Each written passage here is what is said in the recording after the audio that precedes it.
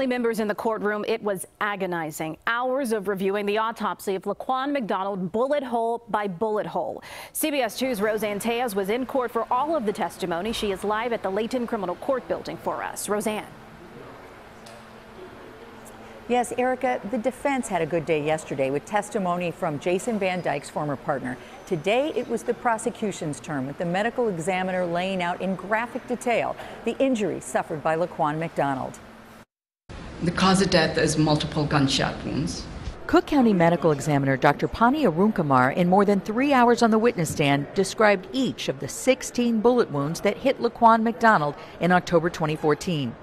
There was a graze wound to the head, 7 penetrating shots that left bullets or fragments behind, and 8 with exit wounds, 24 bullet holes in all. The abrasions around that entrance wound on the right hand, so he was most likely on the ground when he received this wound.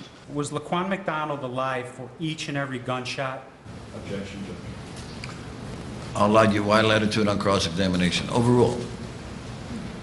Yes. Did each and every gunshot wound contribute to the death of Laquan McDonald?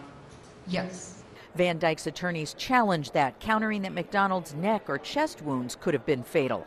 A former president of the Fraternal Order of Police called the lengthy testimony unnecessary. There's some redundancy going on with the continuous focus on the amount of shots. McDonald's relatives were pleased. I think he and his team is doing a yeoman's job.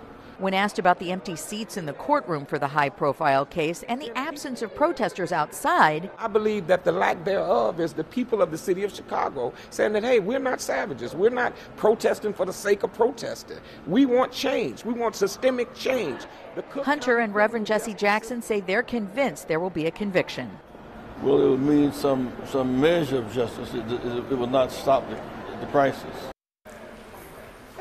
Now, the crisis Reverend Jackson talking about there, that of black men being shot by police, in his words. Dr. Arunkumar also talked today about PCP found in Laquan McDonald's system. She talked about the effects, which could include hallucinations, visual disturbances, and agitation.